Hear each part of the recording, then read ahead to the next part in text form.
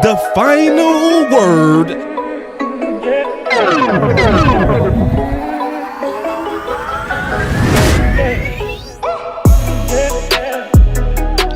We got the final word. The OC is in the building. Salute. The final word. We got a lot to say tonight. Let's get into it. Man, I'm telling you this thing. Man, clap it up, man.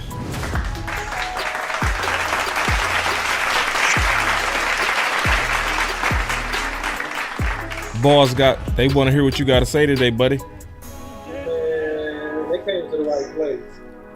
If you want the latest and the greatest in Cowboys content and news, man, you are at the right place at the right time with the right people. Boss Cowboy and OC, man. We gonna put it down tonight, man. It's gonna be interesting too, because I'm gonna say some things that you probably have not heard. So it's gonna be honest. It's gonna be real. It's gonna be honest. It's gonna be real. Could ask for nothing else. The final word. So yeah, man. Obviously, the breaking news is Jonathan Hankins. He's gone. So we go probably start off with that. You know, that just makes sense. So I guess while we waiting, man, give us a tease of your thoughts, bro. Well, I'll give you a tease. It's a big loss. That's my tease. It's a big loss. And I'm going to get into a lot of detail around this, but the Cowboys are an interesting franchise. And they're an interesting franchise for a lot of reasons. And making decisions like this is a part of the reason why. They are a very, very interesting franchise. And we're going to unpack it too. We're going to unpack it, boss. We're going to take our time, man. We're going to unpack it. Yeah. Well, since you've been gone, you go do most of the unpacking today. Oh no. I got you, bro. I'm loaded. I got a loaded clip. Yeah, man. Yeah, because I know everybody want to hear from you. I've been giving it to them all week. Yes, sir. Yes, sir, you have. And man, look, y'all put fire in the chat for Boss Cowboy, man. One of the hardest working dudes in this business, man. Doing a fantastic job, night after night, day after day, week after week. Y'all put a fire in the chat for my boy Boss Cowboy, man. Man, appreciate that, big dog. Man, for sure. The final word. Yeah, man. The boy Aaron say, OC is back. What up, boss? Yeah, man. The OC is back. Yeah, man. Yeah, we got to give him that business. Appreciate the flames, man. Appreciate the flames. Y'all showing a lot of love with them yoga flames. Appreciate the flames, man. Appreciate it. Yoga fire. Yeah, man. The whole crew go come together, man. And we just been having everybody, and the final word been kind of hard to get everybody in the same building.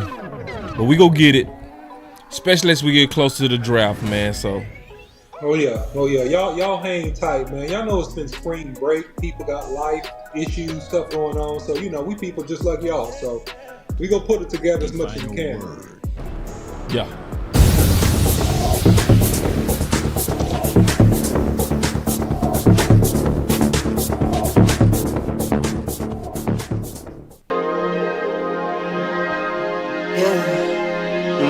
I just wanna run it up. Kinda check or something. I've been really in the field, let up, yeah.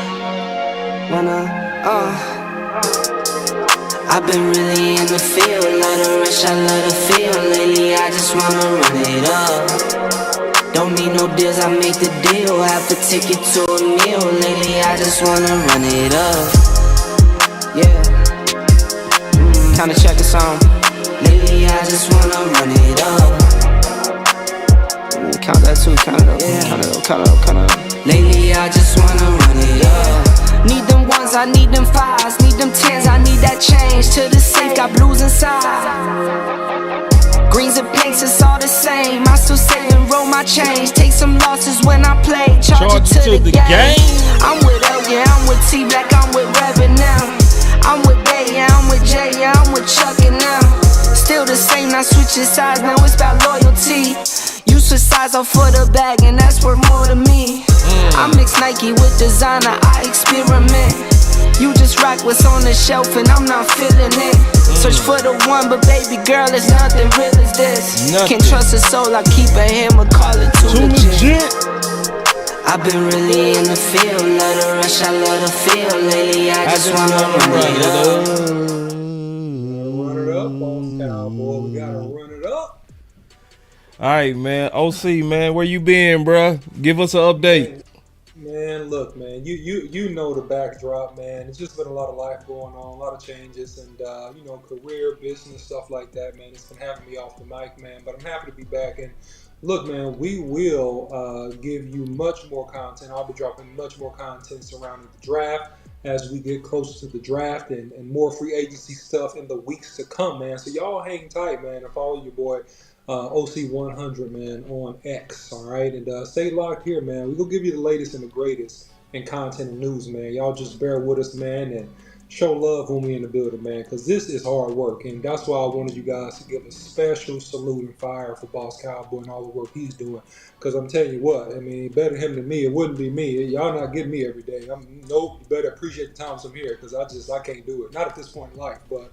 All right, let's get to football, man. Football, man. Let's talk about this Jonathan Hankins, man. I'm giving my introduction. I never preach a long sermon. Only my introduction is long, boss. All right. All right, let's go, man. Yeah, man. But my boy Boss, man, doing fantastic work, man. So I want to emphasize that, man. Fantastic work, and always is ahead of the curve, man.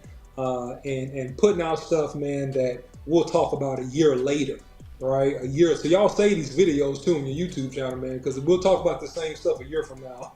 Talk about how right Boss was.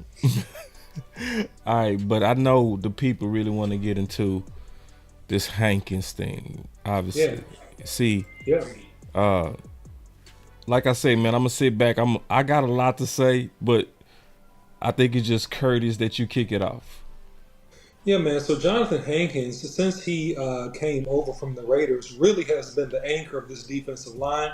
He's been a true two-gap defender, meaning that a guy that can consume and shed 2 blocks on a consistent basis, man. Stopping the inside run and the trap action of most of the teams that the Dallas Cowboys played when he was healthy. So his loss this season when he was injured, it was a massive drop-off in the ability to maintain gap integrity and stop the run, in particular the inside run. So Hankins has gas in the tank. He has another 2-3 good years in his body based upon what I think. So that's a good pickup for the Seahawks and a horrible loss for the Dallas Cowboys. And Hankins wasn't even that expensive. You could have re-signed Hankins and probably kept him here for anywhere between $6-8 million on the 3-year. Right, so it's not that expensive. So, this is just another bad decision by the Dallas Cowboys. Oh, so we got the contract signed. Okay, very, very good. Well, the contracts for the Seahawks not out yet. But this is what he was last year. Yeah, the last 2 years, which is a steal. Chump change. We was stealing, bro. Chump change. Yeah, talk about that. Yeah, man. So the good part about it is this. The good part about the Cowboys is they're always trying to steal. That's the good thing about the Cowboys. The bad thing about the Cowboys is that you only can steal for so long. And eventually you're going to have to pay the piper. In other words, eventually you're going to have to play these players their market value. And if you don't pay them or you act like you don't want to pay them their market value, then they sign with other teams. And so this is what happened with Jonathan Hankins. This is what's happened with Tony Pollard. This is what happened with Armstrong. This is also what's happened with Tyron Smith. And I could go on. And so as you continue, to basically hemorrhage talent, hemorrhage starters, the Cowboys are setting themselves up to be a lottery pick team next year after this season. The Cowboys are setting themselves up to be a team that might not make the playoffs or barely squeeze into the playoffs. That's what the Cowboys are setting themselves up to do with the series of bad decisions the Cowboys are making. Yeah, I think this Jonathan Hankins thing, it goes into what I've been saying all week. it's a disdain for free agents, and that's why I said, even when you getting at a very good deal, they still treat it suspect. See, in my opinion, we believe that Steven don't want to spend money. Was this some major money for the production you was getting? It's nothing. It's nothing. It's not even a supernatural amount above what his league minimum would have been with him being a tenured veteran. It's nothing. You're getting a guy you're getting a guy basically at roughly about, I would say, about 60% off. You're getting a dude at about 60% off. You know how when you go to Walmart, they have those rollback sales, they roll back the prices? That's what happened with him. You got him on a rollback contract. And so what happens with that is when people outplay their contracts, they deserve to be compensated. And it's business on both sides. You have a decision not to pay the guy, he has a decision not to stay with you. And so Hankins, fortunately for him, had another suitor that could pay him closer, and you're going to see that contract, and I guarantee it's going to be more than what the Cowboys are offering to pay this guy, and more than what you see right here on the screen. It's going to be more than 1.3 a year. And so I don't think the Cowboys per se have a disdain. I think they have a discomfort because they're insecure people. And I think that they want to know everybody that they sign, and they want to know you intimately in the sense that they drafted you, because it gives them a sense of control. So the issue with the Cowboys is that their number one fear is loss of control. It's loss of control. They rather lose, they rather tank, they rather do whatever than lose control. They want ultimate power. And that's the issue with the Cowboys, and not being able to wheel and deal and do business, because they're really insecure people.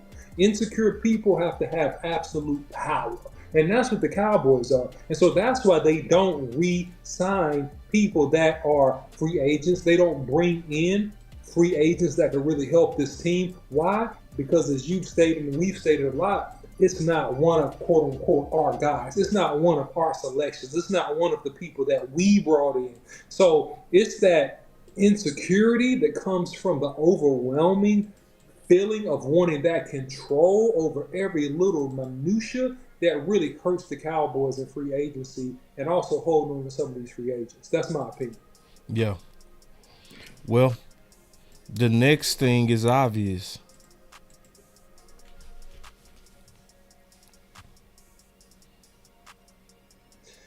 Oh, Mossy.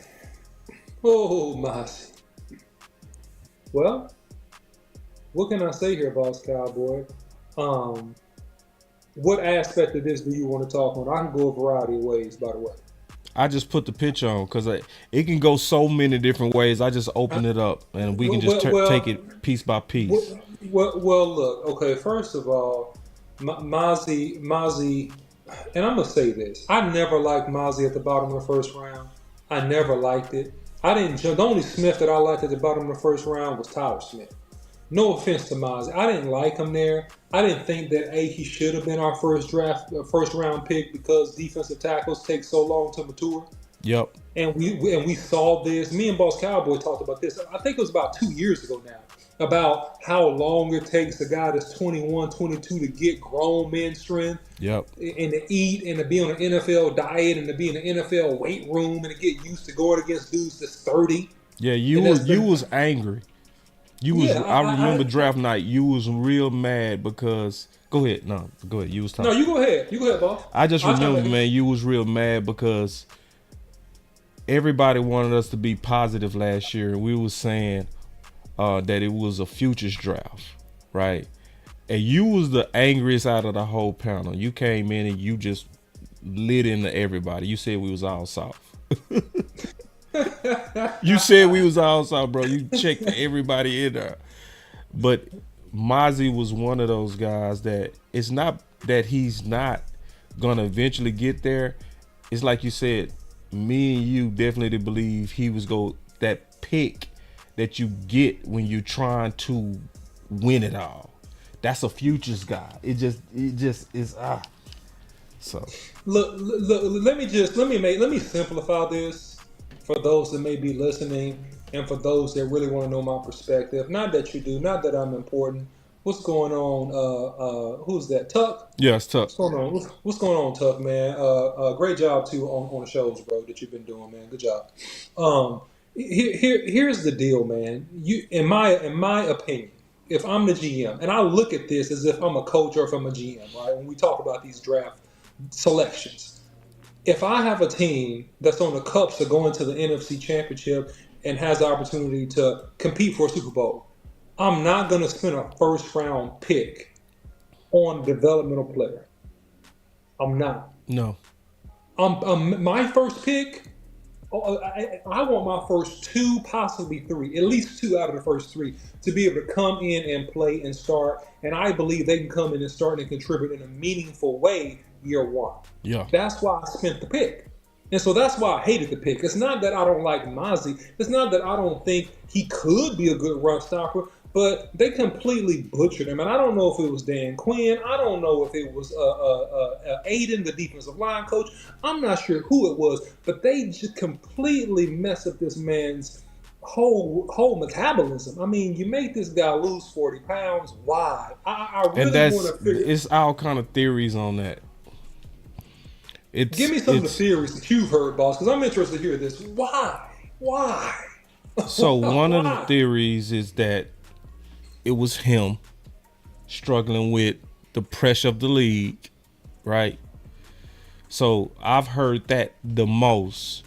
So like he got depressed, is what you're saying? Something like that. Yeah. Something like that, to where he did it to himself. And if that's the case, you got to be real sensitive on those type of situation.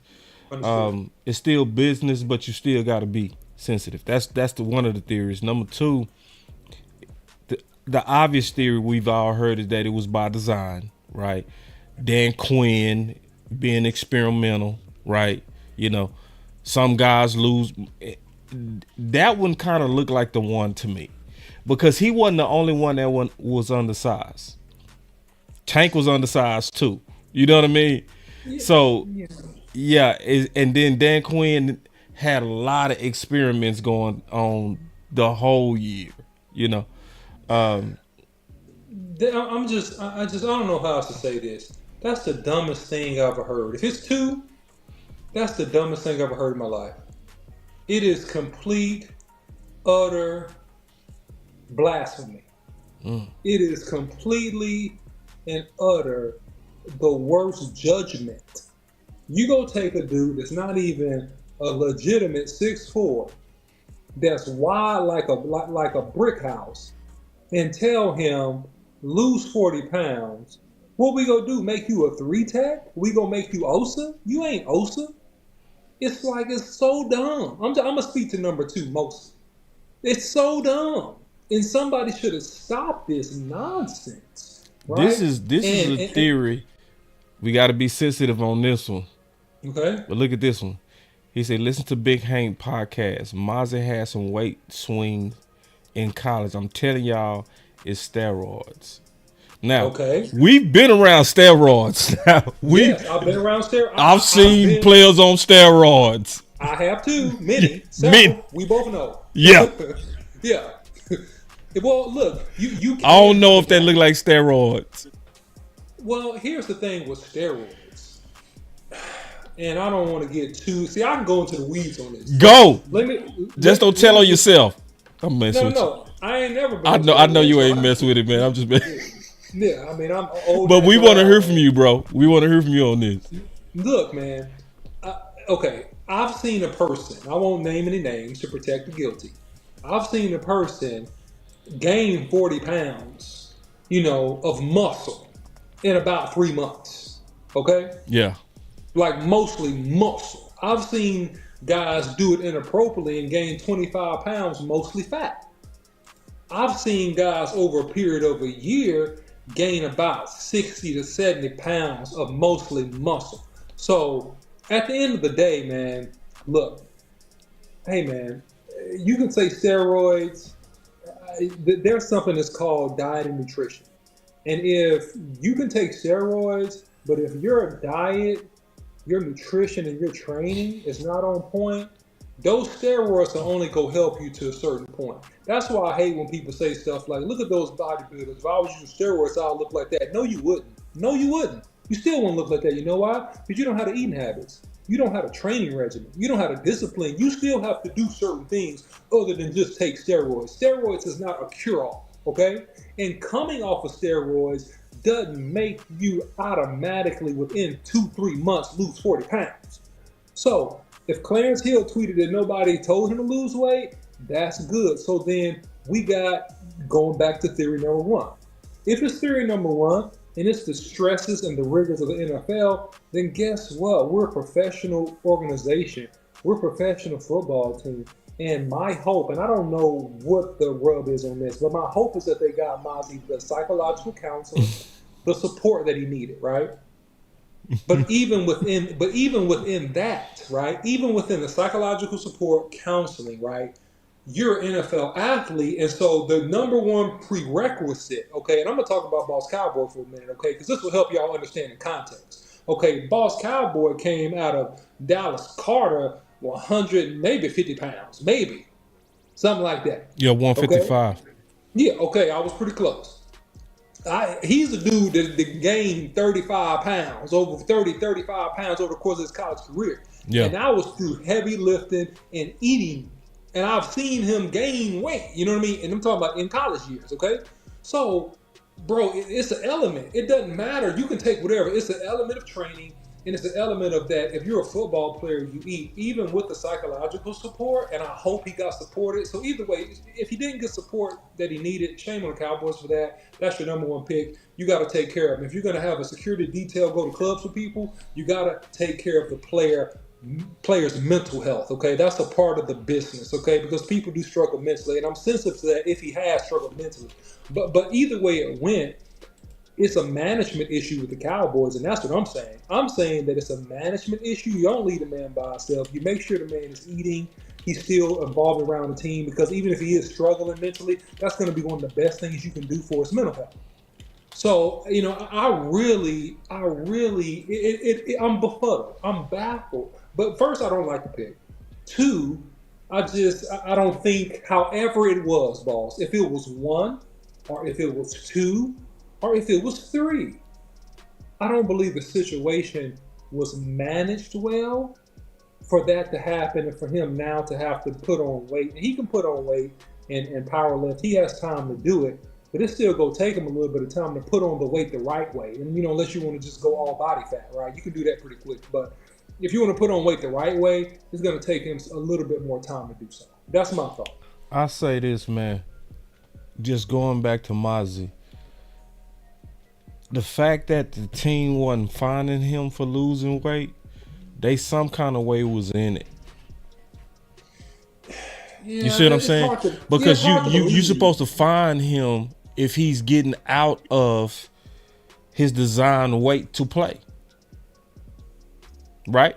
Yeah, it's something. So the fact that y'all wasn't signing him, but then they say nobody told him to lose weight, you know, it's just like, put it like this, getting back to where we are right now. We are in a very, very bad place right now. Horrible place. Horrible place. Not even very bad. We are horrible. Yeah. Horrible. It's horrible now. It's horrible now. See, horrible. I could live with everything except today. With all the absences, I could justify most of the people we lost. I can move on and I can say we gonna be okay. I can't say right now we gonna be okay. I can't. I just can't. Not with this loss. Not with what they have in the building right now. Nah. It is, and you cannot replace defensive tackles in the draft. I'm gonna say it again. You cannot get instant impact defensive tackles in the draft. The only way you can get them is their top 15 picks. Other than that, every defensive tackle is going to be developmental. You can't tell me maybe one in the last 10 years, a pick that was picked after pick 15 that was an instant impact. Maybe one. Yeah. Maybe one. So, now Dallas, at first, yeah, this looked horrible now. And we have to look at free agency. You are not going to solve this defensive tackle problem in the draft. I'm sorry. No, it's not going to happen. What's your thoughts on that, OC? I think the Cowboys are being extremely irresponsible if they care about winning. And put an asterisk by what I said. If they care about winning. I think this is setting the Cowboys up for epic fail, man. Yeah. Because we know that we struggle with the inside run and with linebacker play. Okay? And it may be going back. I'm going to throw out a wild theory, okay? So y'all ready? I'm going to throw out a couple of wild theories tonight, okay? I'm going to get that in a second. But I'm going to throw out some wild theories after I get finished saying this stuff. Look, man. You know that you couldn't defend the run. LVE is retired. Damone Clark is not the answer by himself. You brought in Kendricks based upon your defensive coordinator, Zimmer, basically making that happen. That's a linebacker. All right, you have Overshawn, which is really a safety, okay? And in the traditional Mike Zimmer defense, he's not going to play like a Dan Quinn. That dude's going to end up playing safety. All right? So my question is, where are your linebackers? Number two, and this should be number one. Where are the nose guards to protect them? Osa is not a true one tech. He's not. And if you put him there, he's gonna get beat up and get injured. He's a 3 tech. Okay? You no longer have Gallimore. All right? You no longer have. So yeah, you're gonna have to get some free agents in here immediately. And if you do not, then everything that Stephen Jones said about the talks with Dak Prescott is a lie. It's posturing because they don't want to look bad. That's what I think. They're gonna have to get some of these guys, because if you don't see them making moves, and I'm saying this, if they don't make moves to get people in here within the next week to 2 weeks, I'm gonna give them 2 weeks, a week to 2 weeks, to get some veteran experience on the defensive line in here. They are sabotaging themselves intentionally. Yeah. That's what I'm gonna say. Yeah. That's what I'm gonna say. Yeah, man. Yeah. Because it's no way, and I'm gonna let you jump in. I'm sorry, just one quick second. It's no way you have no depth at defensive end. You have 2 linebackers. Okay, you don't have a starting left tackle because you don't want to play Tyler Smith. You're going to force this man to play left guard, which I'm extremely PO'd about, man. I'm extremely pissed that they're going to make this dude play left guard to save the buck. That's the only reason why they're doing it. You don't have a center. Okay, I'm going to be real. You don't have a real starting running back. Sorry, Rico, no disrespect. He's a change of pace back. He's not a carry the lunch pail running back at this point in his career. And I don't care what people say about upside. He ain't that dude.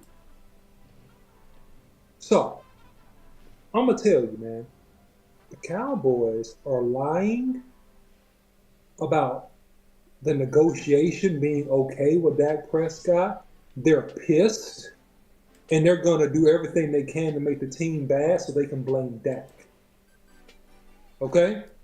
Or they are intentionally tanking to blow this thing up to target a particular pick next year. That's a theory, bro. Okay. That's a theory. Yeah. Because the first one, This definitely look like they blowing it up. Who they going for? A quarterback? They going for Deion's son, bro. Look, Deion comes out and says, my son wants to play in a warm climate.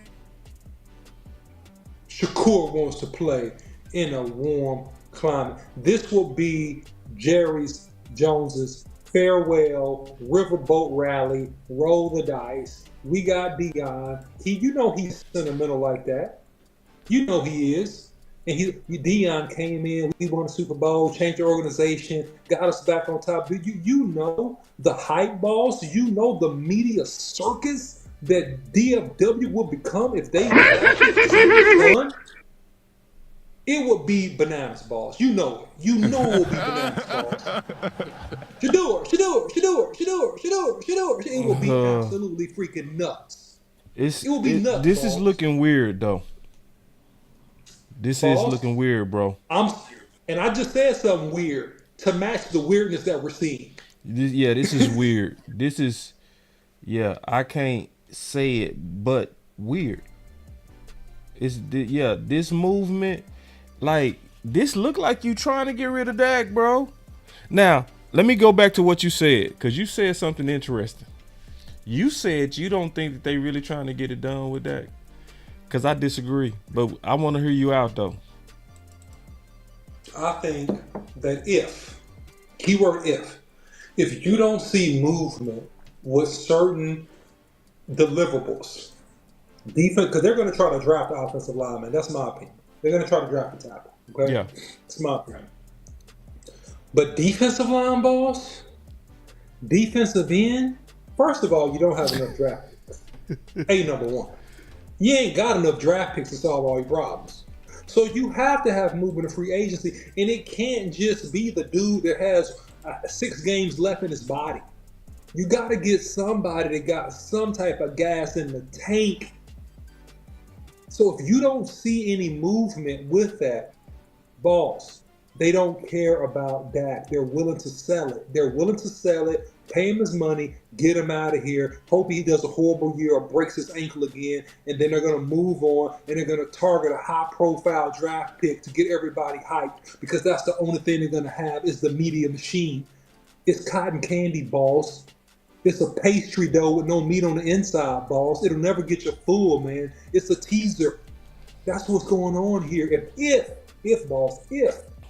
they don't make a move, because he's coming out, oh yeah, we've had move, because you know what, it's all about image with Dallas Cowboys. It's all about image. You know, it's the woman that gets Botox. She's about 50. She looks like she's 38, but let that Botox wear off for about 6 months. Then you see all the wrinkles, all the cracks, all the imperfections, all the ugly, and that's what the Cowboys are. The Botox will wear off, and you'll start to see the ugly, boss, the ugly. And the ugly truth is that they care about keeping their pockets fat, keeping the Dallas Cowboys front and center. They don't give a crap about a quarterback named Dak Prescott if he's not really their guy. In other words, our guys kiss our ring, boss. They kiss our ring, boss. And if you don't kiss our ring, kiss my ring. And you know what I mean? Kiss my ring.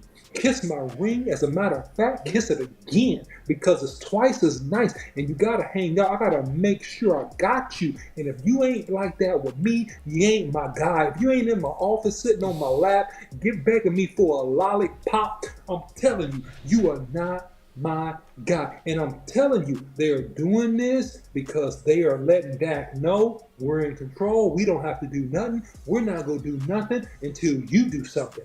And you know what? Dak is smart. Dak will come in and holler at you. But Dak is a double OG when it comes to that money. He's trying to get his bread. Don't make no mistake about that. So the reason why he's in there, boss, he's there to soften the blow. He's there to soften the blow of the hard negotiation that his agent, which is trying to do his job, will have to do. Because there's multiple ways to attack this. And I know I'm talking for a while, but I want to get this out. There's multiple ways to attack this, boss. You don't have to just cave, right? The best way to get a deal done with somebody at times is appear to cave. You could appear to cave, but not really be caving.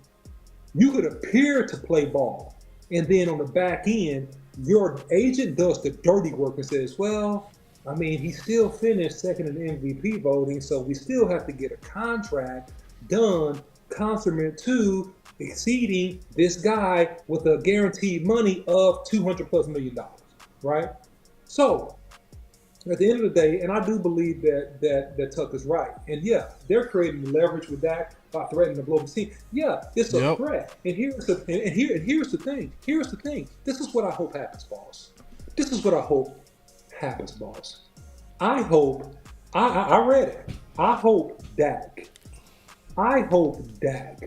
says this in his heart, boss. I don't care if you blow up the team. I hope Dak says that. And I know that's not popular. Oh, hell no. No. I know what you mean. I know what you mean. I know what you mean. I know what you mean. But the Cowboy me. I hope for Dak's sake. I hope for his own dignity. I hope for his own kid. I hope for his own contract and the money that man deserves to be paid. I hope he stands there with his 10 toes down, with his man. Oh, hell no. Just sit there and say, you know what, guys? This is up to you. It's not my fault that you didn't sign any free agents. It's not my fault if you draft a guy. It's not my fault if you didn't re-sign this guy. It's not my fault you let Hankins walk. None of this stuff is my fault. So you can't blame me for your own decision, Mr. Billionaire. I deserve to be paid market. Pay me market rate. When you're ready to do that, let's have a discussion. At the end of the day, this is what this thing is all about. Everybody being paid consummate to their performance. And so, boss, I think that I think he's softening his blow a little bit, but I think his agent will come right behind him and do that dirty work, boss, and still be very aggressive in getting that number done. But you know what? The Joneses, they're going to play Russian roulette to their own demise, because you know what's going to end up happening, boss? If they don't get Dak done, you know what's going to end up happening? I'm telling you, this is going to happen. If they don't get Dak done, they're going to end up, boss, not being able to field a really good team, which ultimately is going to hurt them more than it ever could hurt Dak. Because whether it be this year or whether it be next year with another team, Dak Prescott is going to get $200-something million guaranteed. It could be you Cowboys, or it could be a series of other teams that want Dak Prescott services. And that's what it is, boss. I think it's what Tuck said. We talked about it on the Final Word Thursday. I think they trying to blow up the team.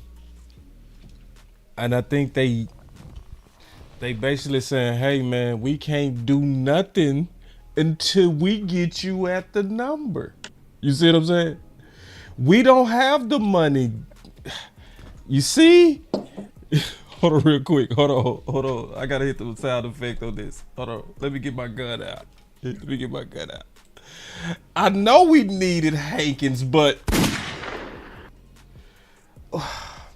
Dak, see, we could have had a defensive tackle if you would have gave us the number. Dak, you needed a running back one. He's dead. Yeah. What about a left tackle? You know, he was good insurance.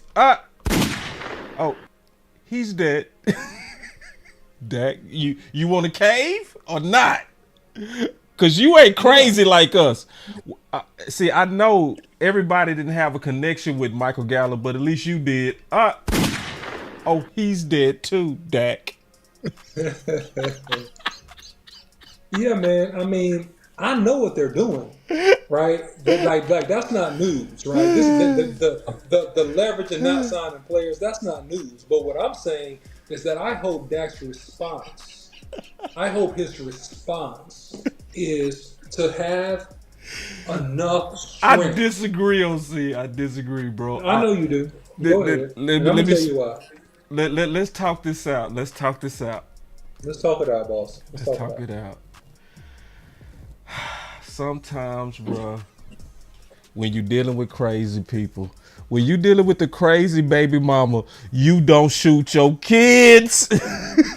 No, you don't. Not with a baby mama, because if your kids are involved. You see what I'm saying? Your kids are involved. Yeah, your kids involved.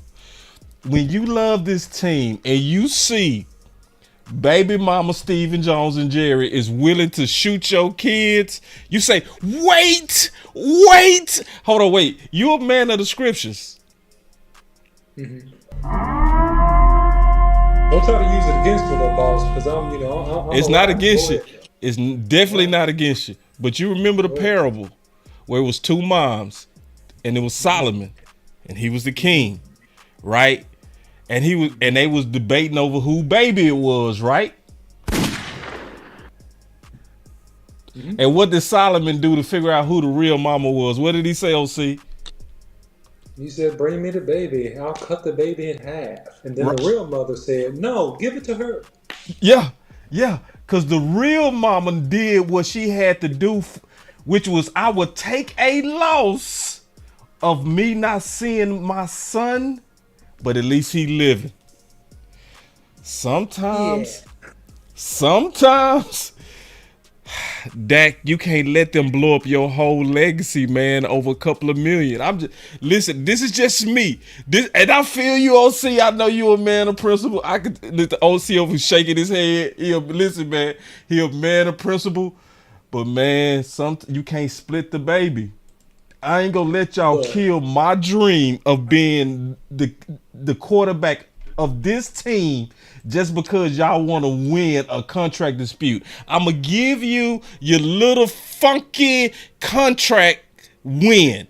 I'm gonna give it to you. You can have it, but you're not gonna split the baby. What say ye, OC?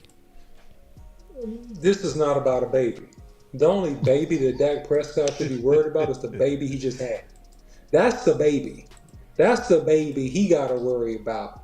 And the NFL acronym, old Jerry Glanville said, means not for long. And you don't know how many days. The scripture also says, be wise and consider your life because your days are numbered. You don't know the day or the hour. You don't know how much time you got.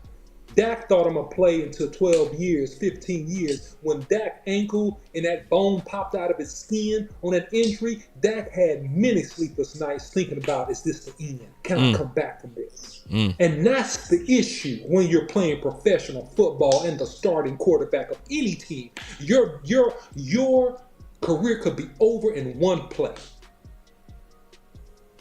And that's the situation here. And Dak Prescott has earned the right to receive the compensation on the level of a top-tier quarterback, beating the average APY of the last quarterback of the guy that was signed that was a starter or Pro Bowler. He absolutely does. So forget your baby.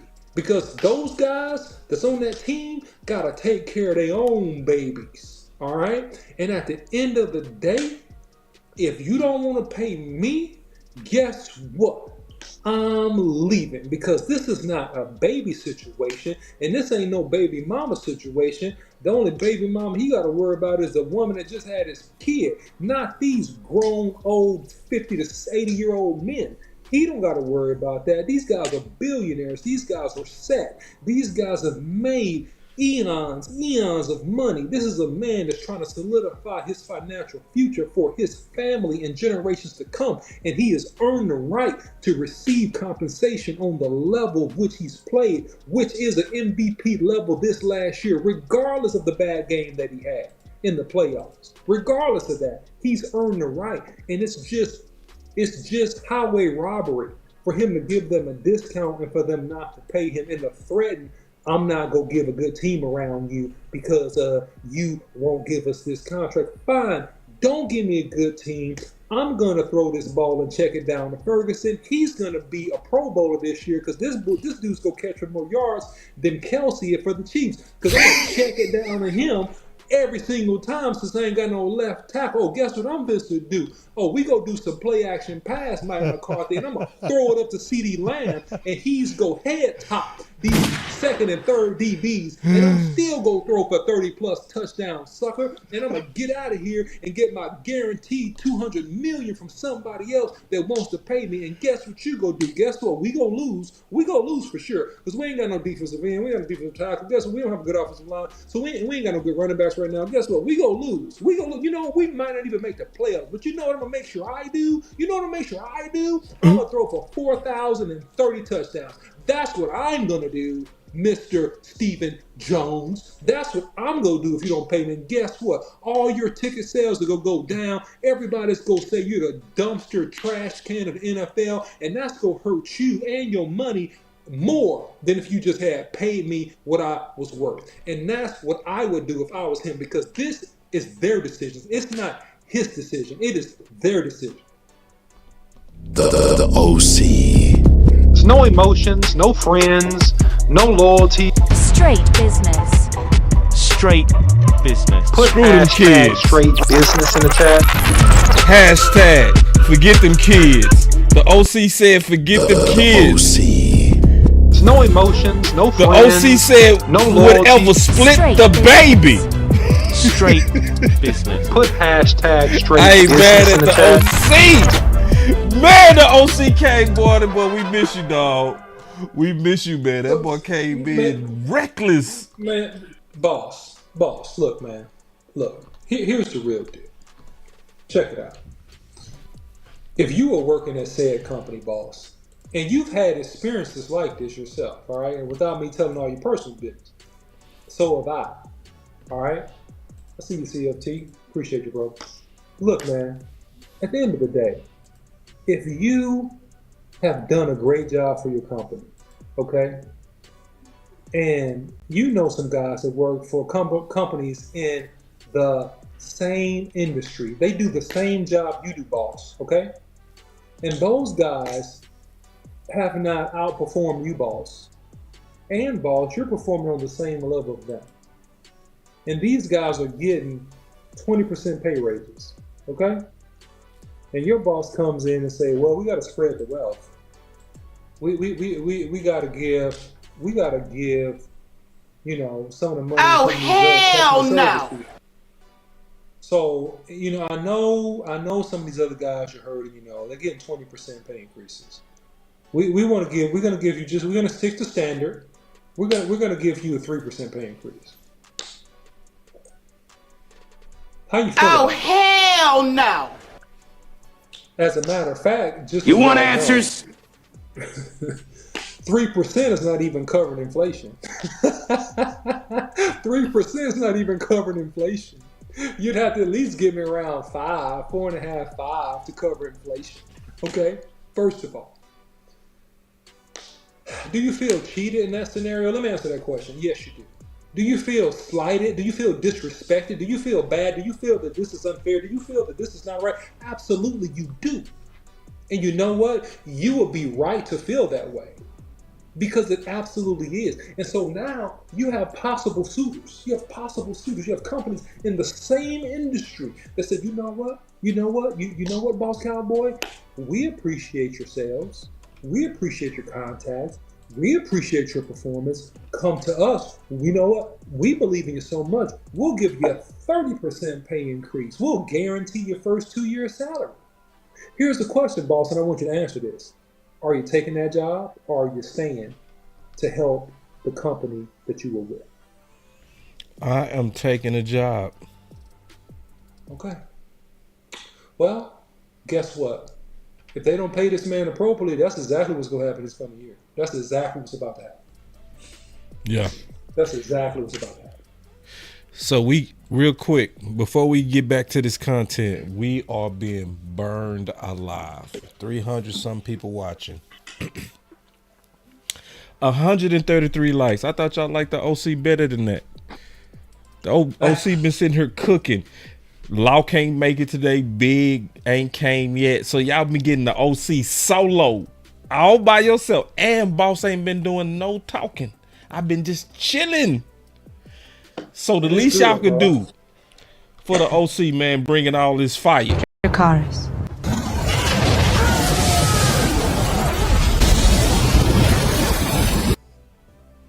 is hit that like button. If you want to go the extra mile, hit that share. If you want to go even more crazy, cash out or super chat. Either way. Man, I want to get to some of these super chats real quick. Because they starting to stack up. Give me 1 second, man. All right, here we go. All right, we got us a $10 super chat. OG said, one of your subs said it recently. The Jones playing Monopoly and losing. Yeah. They gonna flip the table over. That's what it looked like they doing, bro. It looked like they flipping over the table. You can't tell me this ain't flipping over the table. Yeah, Dak, you beating us. You got the leverage on us, but we gonna flip over the table. That's exactly what this looked like. This is so goofy to do. You gotta be so goofy to have a team that was so good. It was 12-5 3 times, and you blowing it up. Like you blowing it up. Like, and I know you got some red shirts, but see now losing Hankins, you don't have enough red shirts to cover that. I can't. No. So, nah. Yeah, that's the Monopoly. Good super chat. Here's another one. My boy said, Dak's response, sorry, Steven. The number that matters is the cap hit. It's not my problem. Yeah, OC. Yeah, OC was preaching on that. And then he said, came in late. How do you feel about McCarthy and Dak situation? OC, you got that. Man, I think that, right now they're being put between a rock and a hard place. Because what they want to do right now, the way they're playing the game, and this could change next week, okay? But right now, the way they're playing this game is, we go give you limited resources and a high budget. Oh, and boss, I know you understand that. Oh, and yeah. That's what's going on. Yeah. I'm gonna give Say that slower. Say that slow. And pull your camera down if you can, just a little bit, so I can get your lower thirds in there. I'm gonna give you. Hold on, I'm trying to fix this. It fixed your sound too. It made your sound better, whatever you did. Look. Yeah. I'm gonna give you limited resources, okay? But I'm gonna give you a higher budget. So your sales goals used to be $10,000, okay? $10,000 in a month. Let's just make an easy example, okay? But now what I'm gonna do, I'm gonna double your goals. So instead of it being $10,000, I'm gonna give you a $20,000 a month goal. For Mike McCarthy and Dak Prescott, that means getting to the Super Bowl. That means winning an NFC Championship game. That's what that means, okay?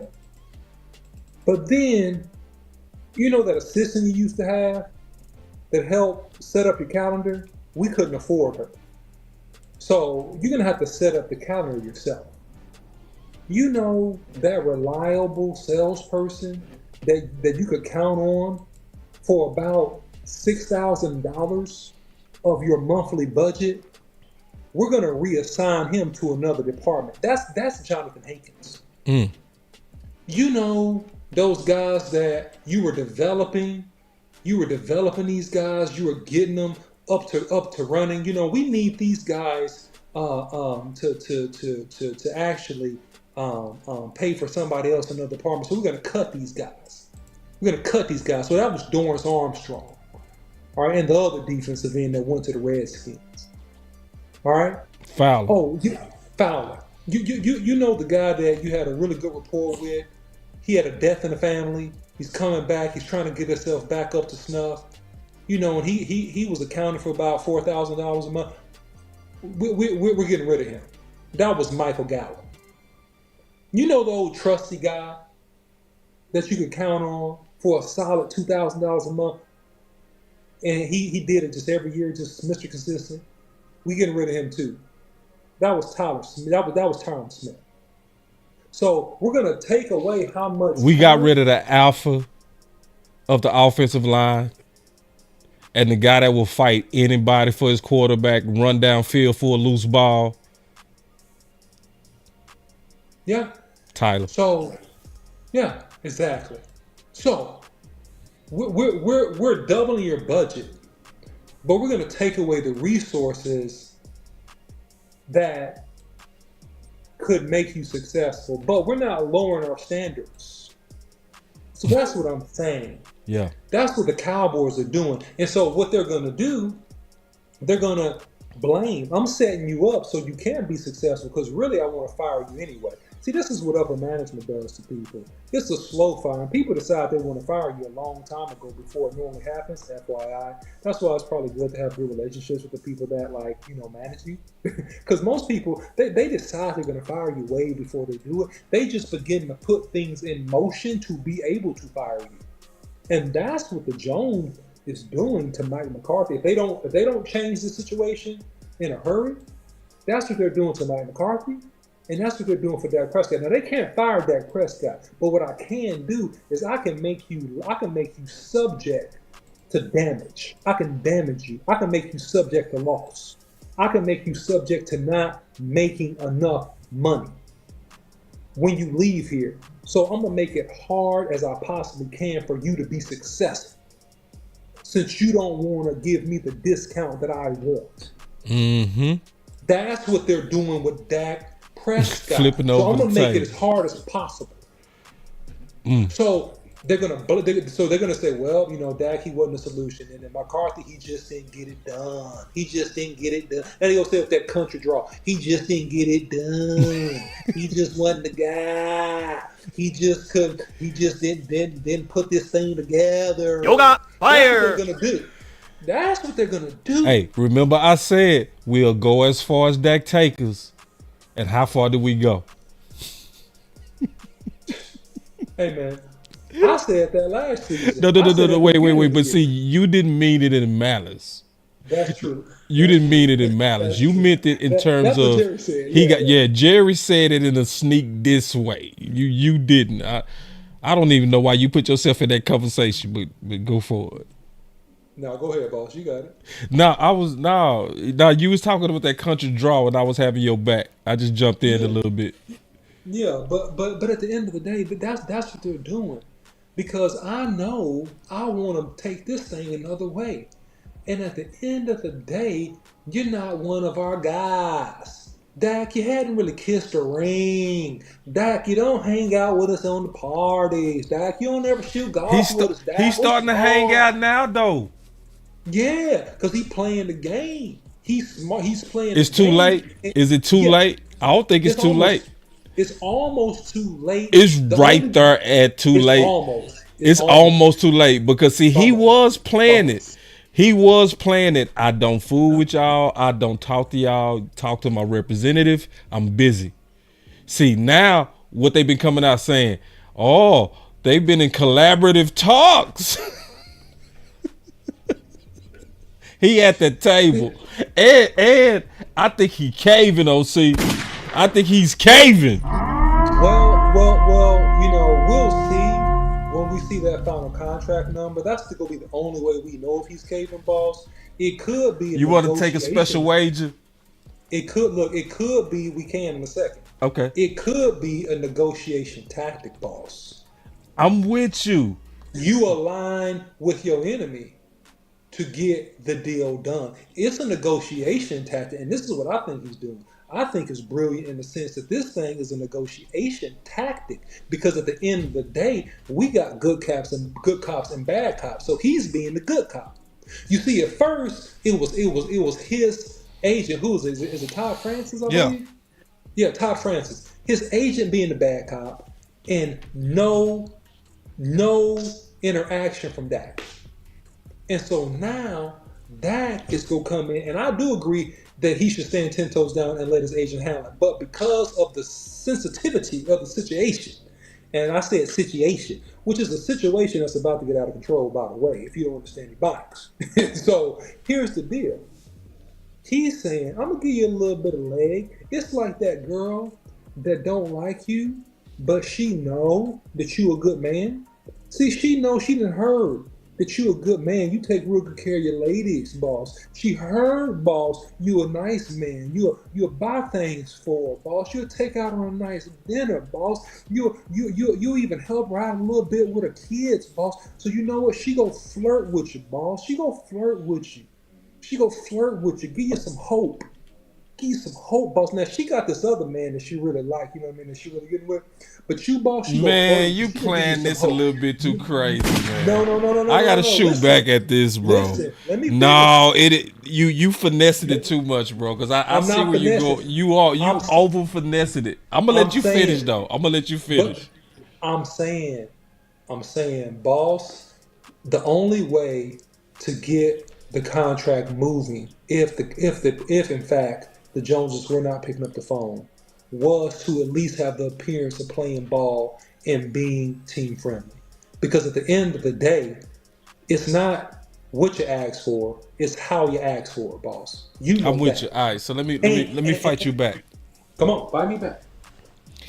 It's one thing that you didn't bring into the equation: the lawsuit. I'm gonna go in there too. See, with that lawsuit, it takes out the savviness of what you're saying and the stealth of what you're saying, right? Because what that lawsuit, in my opinion, did is it drew Dak to the table.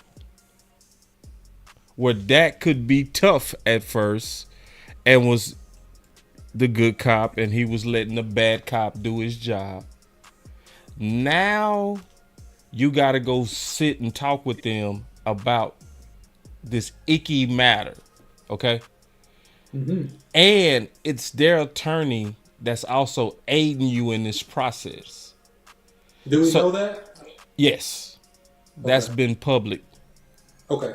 Okay, yeah, so Jerry and them got their attorney on this, and you know they ain't got no cheap suit attorney. They got them a dude that's big dollar guy, right? Mm-hmm.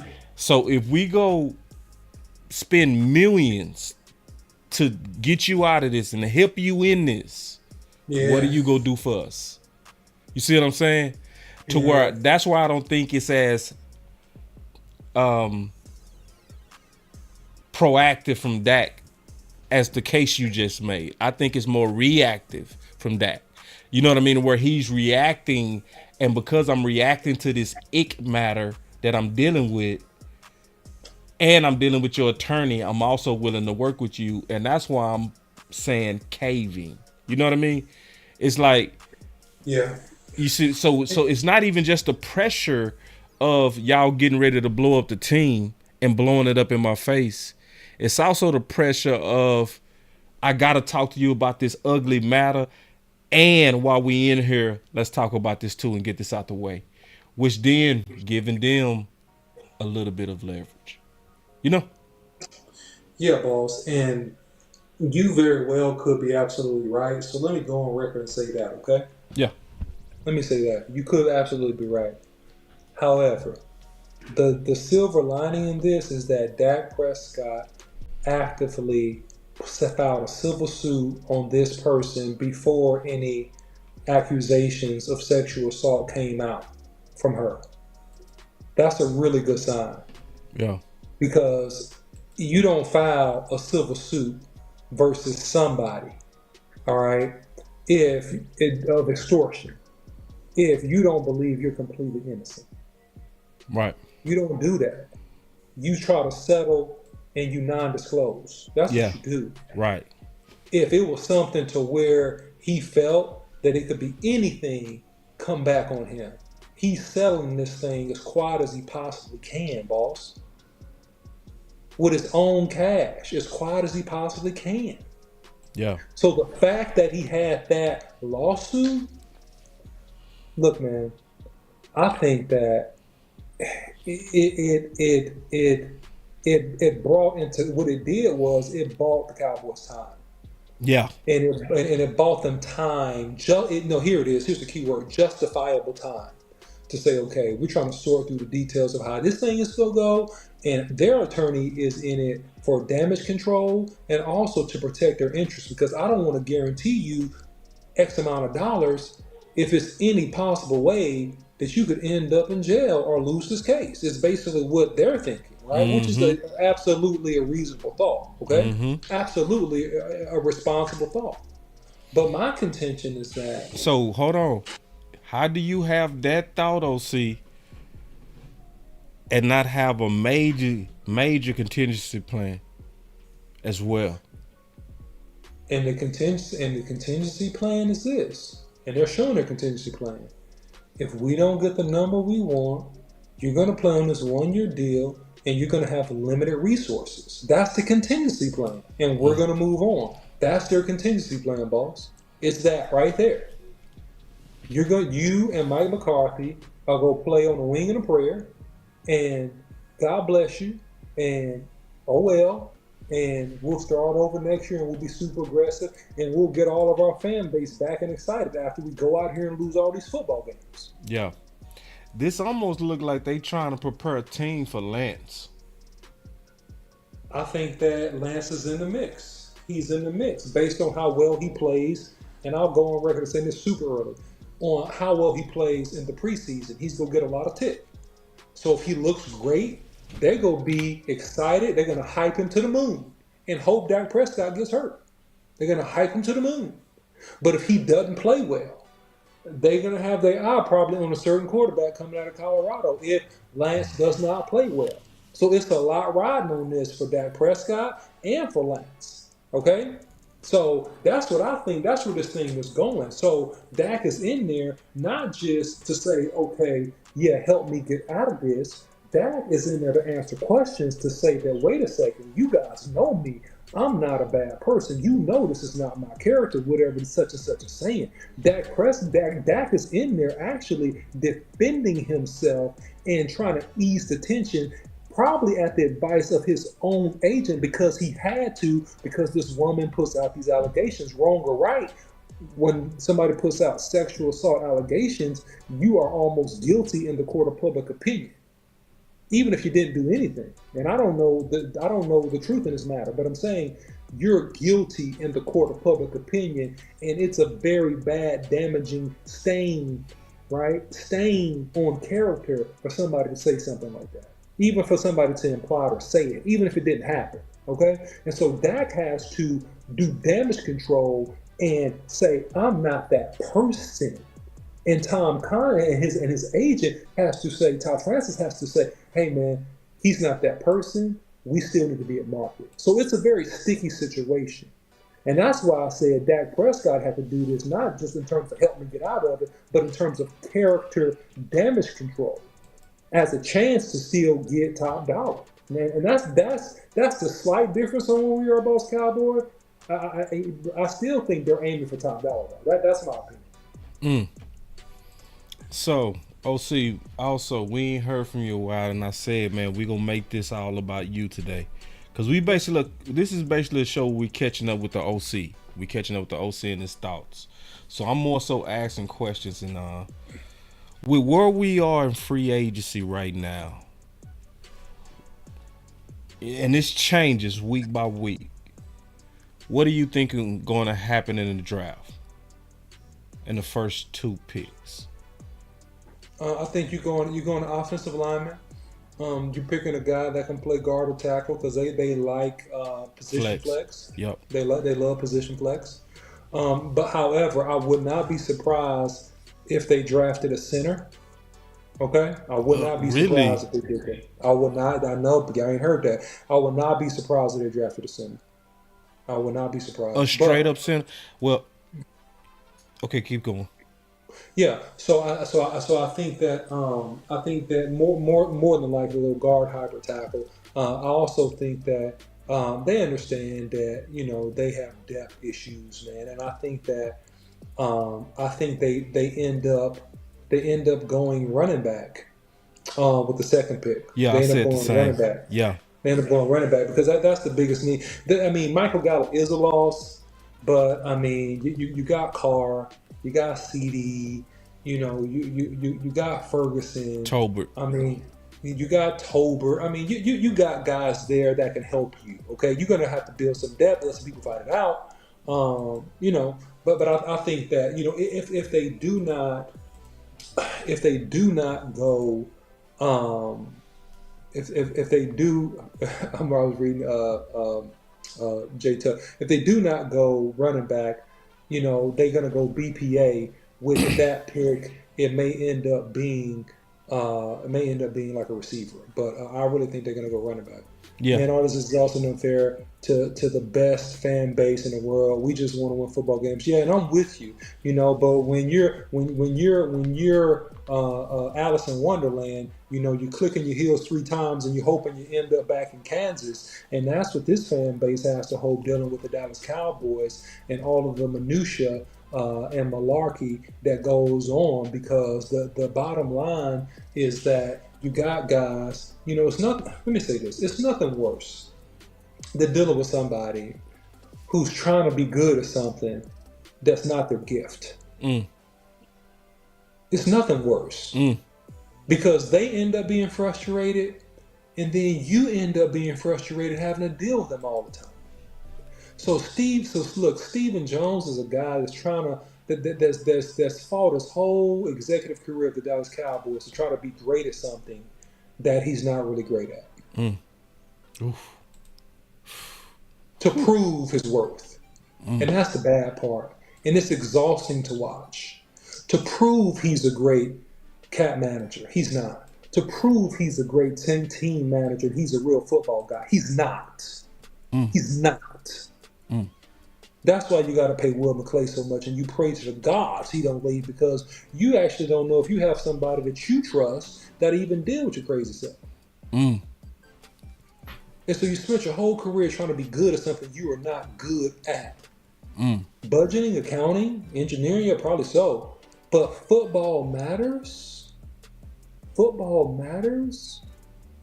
Discretionary eyeball decisions on when to pull the plug on players, you're not good at. You're not good at.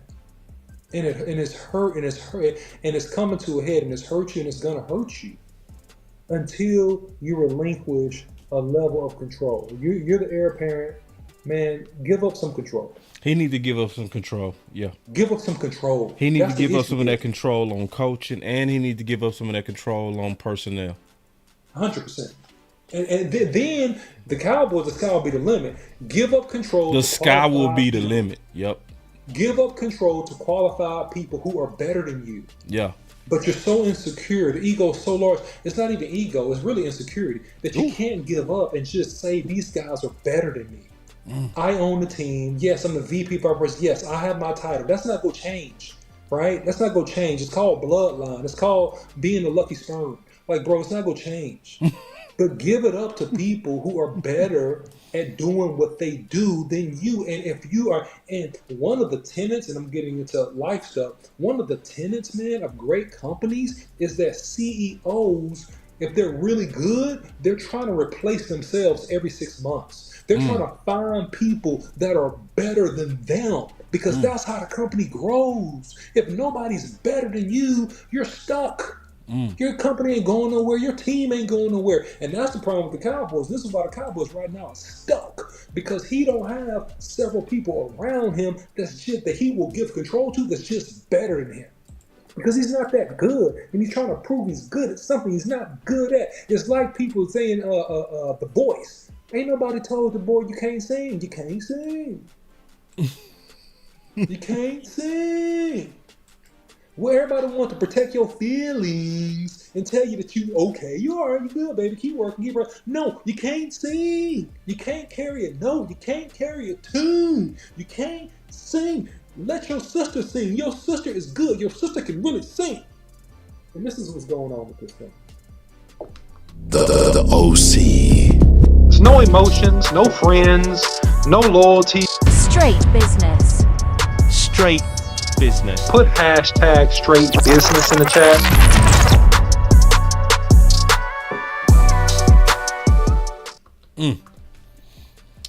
Straight business, man. God, dog. Ooh, man. Listen, man. Yeah. So let me get back to these super chats, man. We got a few more. OC, can you take them? Come on, bro. Cause you killing them, bro. Yeah, we ready. All right, here we go. All right, so we got a few more of these, then we get into our final words. All right, he say, Cowboys should trade for DT Jeffrey Simmons with a first-round pick and 2025 comp picks. Draft an O-line with second-round pick. Simmons is Chris Jones 2.0. I think Simmons is good, man. I just think the Cowboys are not giving up first-round picks and a 25-round comp pick. That's not their style. If we're talking to another more sophisticated team that has sophisticated draft strategies, I think that that's a possibility that they could put together a package like that, but not the Dallas Cowboys. The Cowboys are simplistic, and that's why the Cowboys do so well is because they stick within the parameters of the grades of their top 50 to 60 players, okay? And they stick within those parameters, and those are easier to scout, right? It's more skill and more savvy to hit on guys that are like later in the draft and to make exotic trades, and that's just not the Cowboys style. They're simplistic, man. I appreciate the thought, but I don't think they're going to do that. It's a definitely good thought, and I definitely agree with that thought too.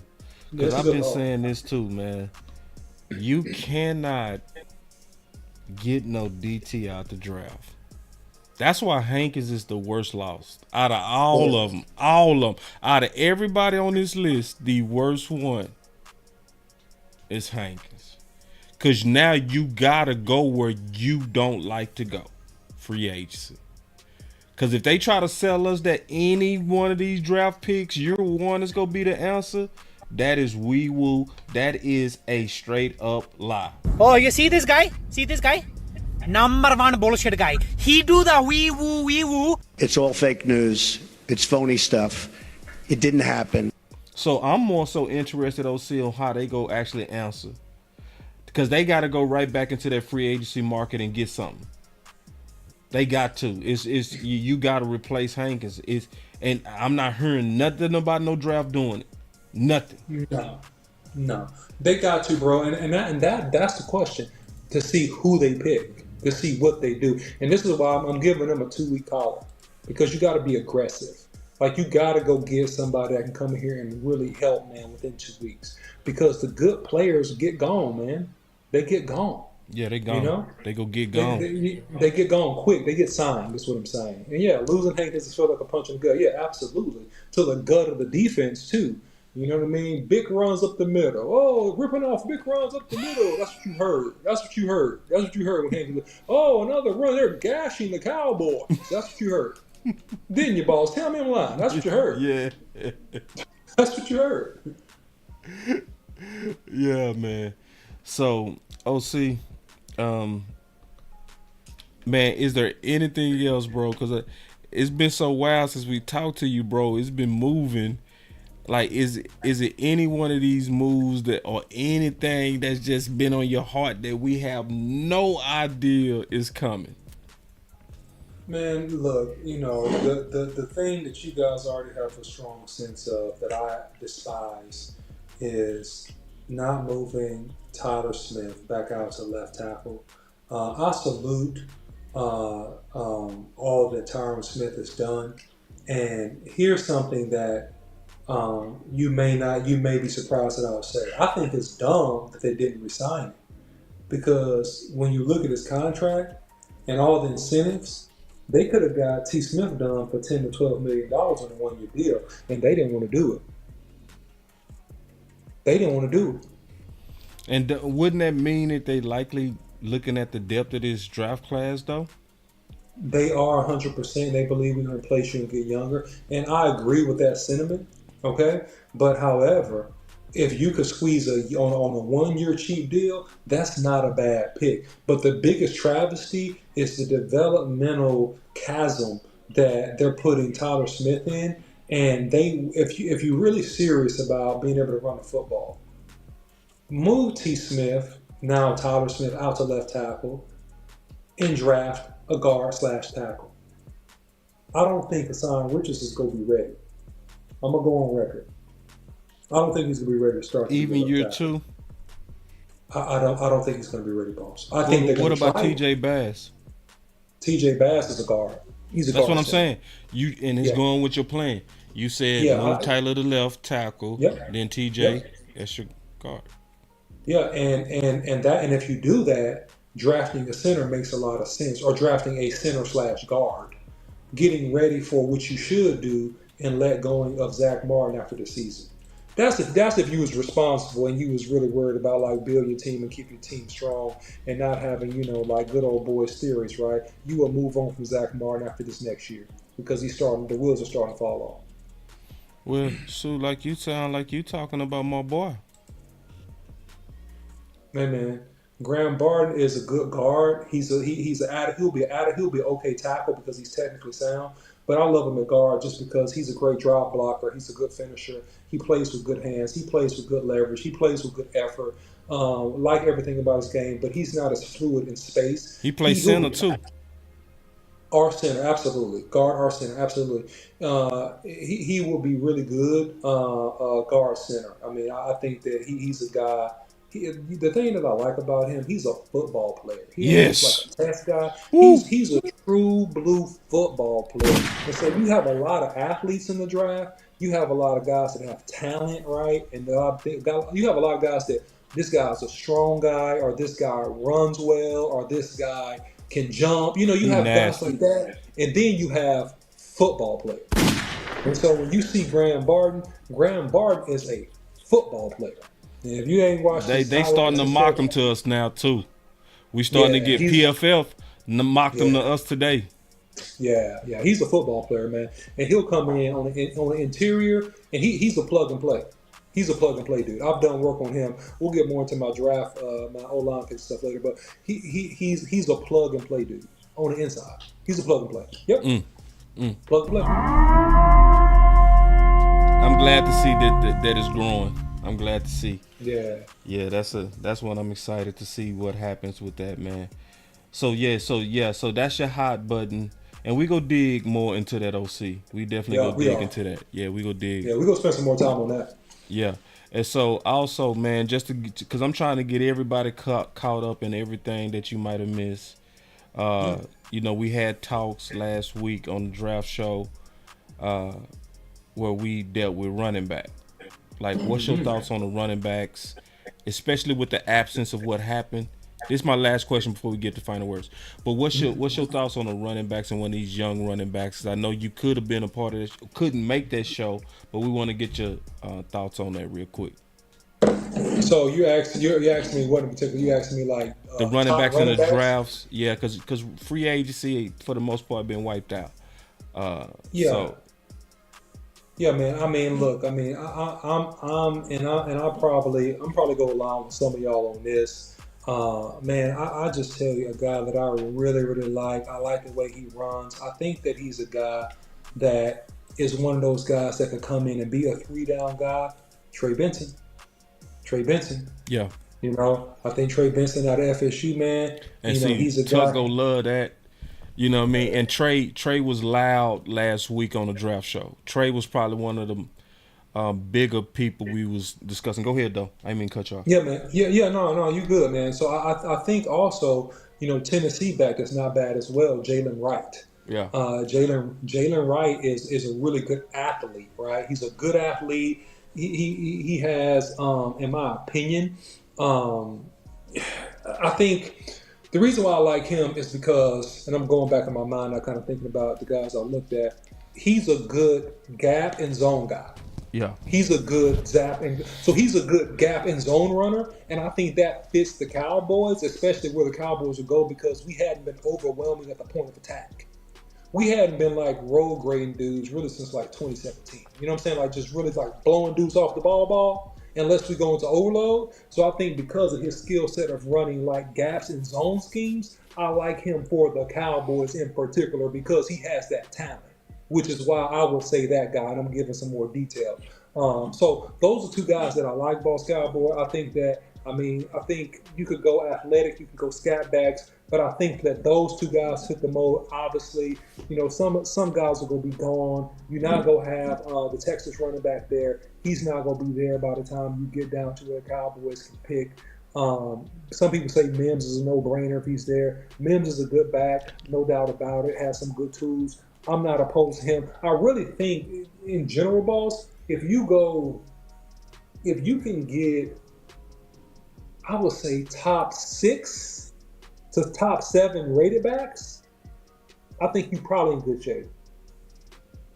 If you can get a top 1, 2, 3, 4, 5, you can get 5 to 6 boss in terms of like top backs. I think you're gonna be okay in terms of quality. That's my opinion about the back, just in general, and I'll get more into that later. But that's my opinion. My opinion in general. This is my last thing. I said this was my last thing 2 last things ago, but this is truly my last thing. You like a preacher, like I'm really closing? Like no, this is truly my last thing. You got 4 closes. This is it though, for real. Cause Tuck and I, we supposed to talk this out last week. We forgot. Okay. We was talking about that it could be one of the right tackles sitting there for pick 24. One of the freakish athletic right tackles.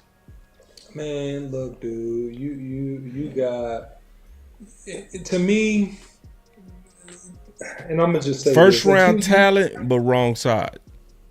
Yeah, I get where you're going with that. I think that, first of all, in my opinion, it's too early to say for sure where a dude will be.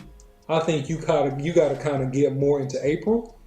And I think that once you get more into April, you'll have a better sense of getting done with pro days and things of that nature. But I think, man, you got 8 to 10 dudes that could be drafted as a tackle in the first round, bro. That's what I think. And I think any of those dudes help you. I'm just going to say that. If you draft any of them, they help you, right? So in terms of any of these dudes being in there, and I apologize, I got Mims on that. He's talking about Mims out of Georgia, the offensive lineman. Yeah, the offensive lineman. Yeah, he's talking about the offensive lineman. Yeah, so that's fine, right? But yeah, let's take Mims. Yeah, Mims, who don't have a lot of starts, right? Yeah, but he's like physically more gifted than Tyron Smith. Look, man, I don't care who you take. They're going into the lab with Duke. Okay. It don't matter who you take. If they got the tools, if they got the athletic ability and the work ethic, they're going to get better. Okay. You do know that coming from the Cowboys, they're going to get better. So right. we can say that 100%. Okay. They're going to get better. Cause see, you dig it, and I didn't pull this out of you. You said this on your own. Mm-hmm. Cause that's what I was thinking, and I didn't pull it out of you. I was thinking that with certain players, even Mims, I would be willing to take the risk because of the soil in which that seed is being planted. Yeah. I'll tell you who I really like though, man. A guy that I like that should be there, Jordan Morgan. Yeah, but that's left side. I'm going back to right side because that could happen, and I'm trying to prepare myself for it and talk to you as a former tackle about that scenario. And I've been hearing Mims is somebody that the Cowboys seem to be high on because of his freaky side, and Duke, and the offensive line room, and all of that, the pedigree of the room. What's your thoughts on something like that? We gonna get to Morgan, and I feel you on Morgan too. I'm with you on that, but I want to get into that hard part, like a Mims going from right, potentially having to play left. Because I'm gonna tell you why and where I believe in it. If I could see a history of ambidextrous behavior, skill sets. If I could look at you playing basketball, going to your left, going to your right, or if I can see you fight or something where I can judge your ambidextrous skills, I can see playing with that. I want to get your thoughts on that. Yeah, I think that he's a guy that's comparable to a guy that we loved last year, but not as skilled at this point, Darnell Wright. But I'm saying not as skilled. Think about the work we did on Darnell Wright. Yeah. But he's not as skilled, but he has a higher athletic upside. Oof. Does that make sense? Yeah, it's crazy. He has a higher athletic upside, but you got to take into consideration right now he's not as skilled. So how fast? And this is the thing about projecting, right? You got to do a lot of work to see, okay, how fast can this dude get his skills up?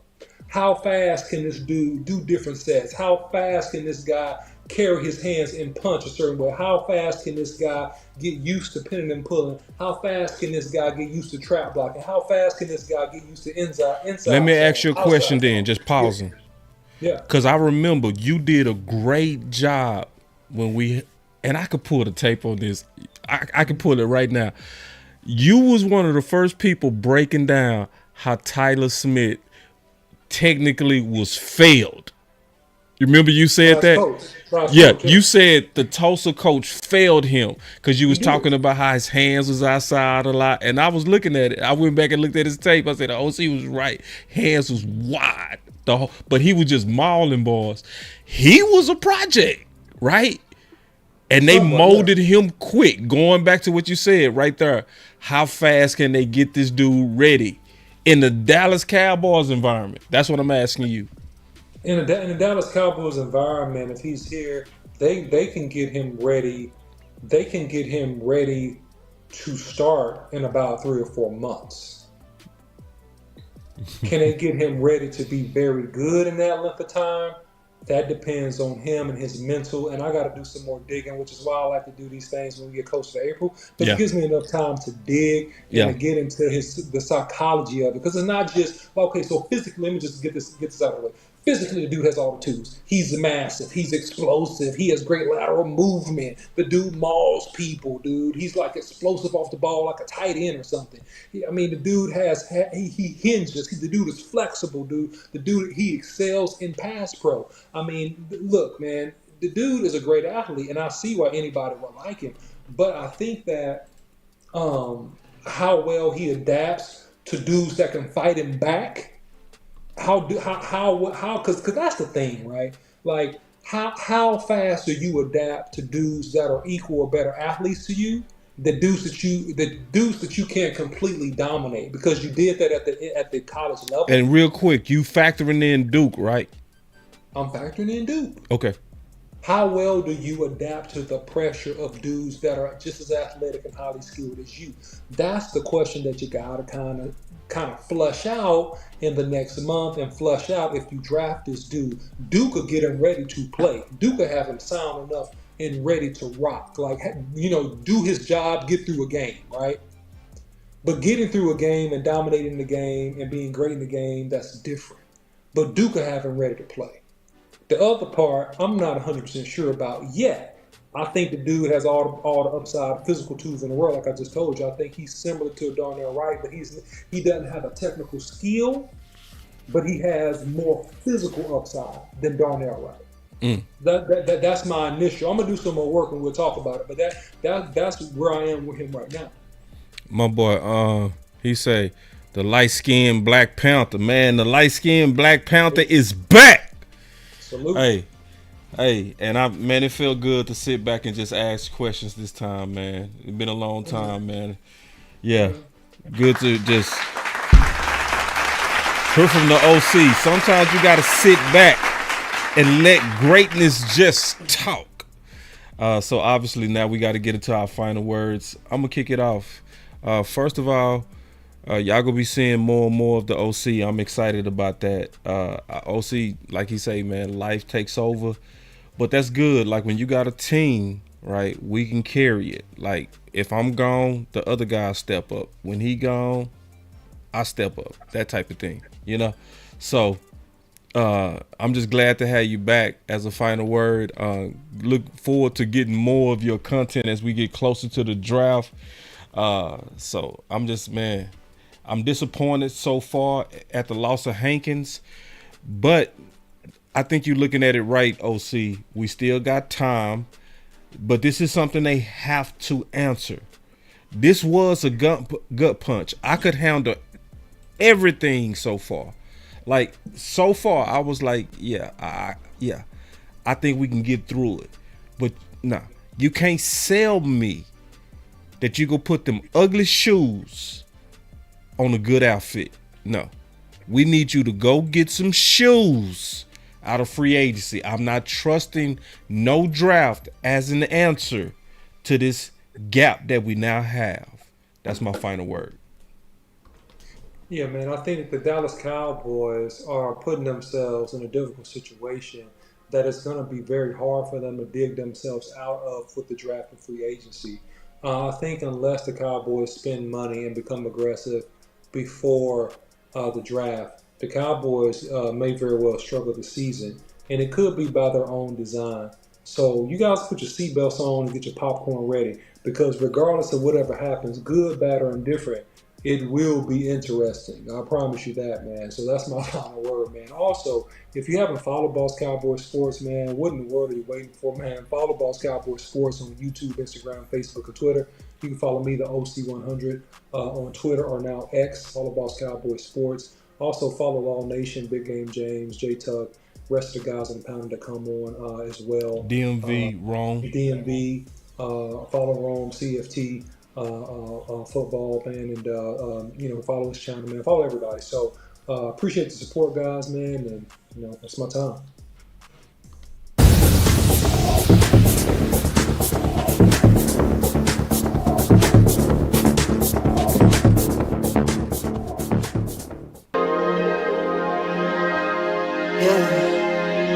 Yeah, I just wanna run it up. Can we check or something? I've been really in the field, let up. Yeah,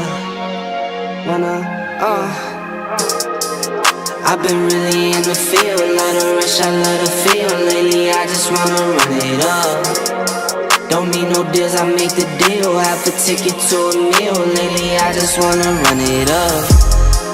Yeah, kinda check a song. Lately I just wanna run it up. Count that too, count it up, yeah. Count it up. Lately I just wanna run it up. Need them ones, I need them fives. Need them tens, I need that change. To the safe, got blues inside. Greens and pinks, it's all the same. I still save and roll my change. Take some losses when I play, charge it to the game. I'm with L, yeah, I'm with T Black, I'm with Reverend now. I'm with Bay, yeah, I'm with J, yeah, I'm with Chuck and now. Still the same, not switching sides, now it's about loyalty.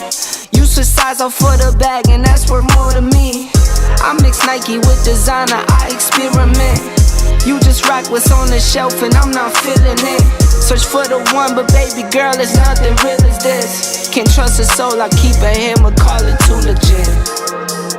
I've been really in the field, let her rush, I let her feel. Lately I just wanna run it up.